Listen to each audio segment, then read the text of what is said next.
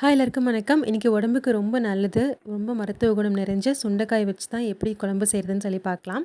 இந்த சுண்டைக்காய் வந்து இப்போலாம் அதிகமாக டவுன் சைட் கிடைக்கிறதில்ல. கிடைச்சா கண்டிப்பாக வாங்கி செஞ்சு பாருங்கள். ஃபஸ்ட்டு சுண்டைக்காயை வந்து வாங்கி நல்லா வாஷ் பண்ணி அதை லைட்டாக தட்டிக்கோங்க.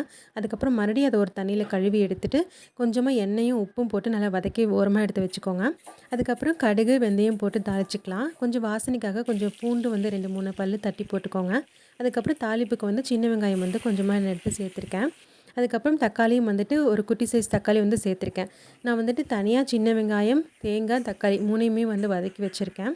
அதையும் வந்துட்டு நான் குழம்புல வந்து சேர்த்துப்பேன்.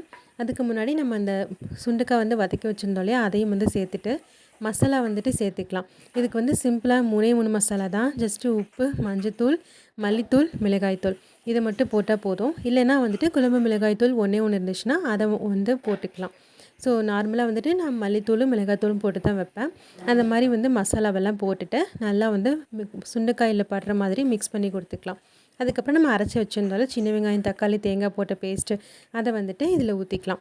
நல்லா வந்து வெங்காயத்தை வதக்கி அரைச்சிக்கோங்க. அப்போ தான் நல்லா டேஸ்ட்டாக இருக்கும். அதுக்கப்புறமா வந்துட்டு ஒரு லெமன் சைஸ் அளவு புளி வந்து நல்லா கரைச்சி வச்சுருக்கேன். அதையும் வந்துட்டு குழம்பு கூட ஊற்றி நல்லா வந்து மிக்ஸ் பண்ணி விட்டுக்கலாம். கருவேப்பிலை வந்து வாசனைக்காக போட்டுட்டு எல்லா டேஸ்ட்டும் பேலன்ஸ் பண்ணுறதுக்கு ஒரு ஸ்பூன் வந்து நான் கரும் சக்கரை சேர்த்துருக்கேன்.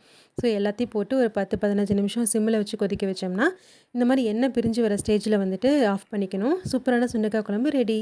கண்டிப்பாக இந்த மாதிரி ஒரு மாதிரி ட்ரை பண்ணி பார்த்துட்டு எப்படி இருக்குன்னு சொல்லி கமெண்ட் பண்ணுங்கள்.